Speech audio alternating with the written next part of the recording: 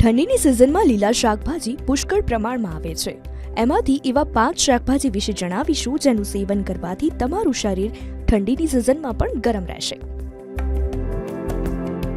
શિયાળાની ઋતુમાં પાલકનું સેવન કરવું ખૂબ જ લાભદાયી માનવામાં આવે છે.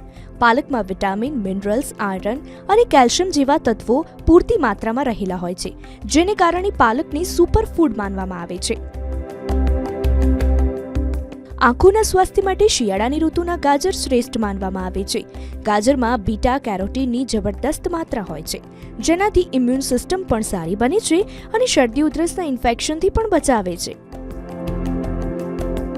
ઠંડીની સિઝનમાં વટાણા ખાવા જોઈએ. લીલા વટાણામાં પ્રોટીન, પોટેશિયમ, ફાઇબર અને ઝિંકની માત્રા સારા એવા પ્રમાણમાં મળી રહે છે.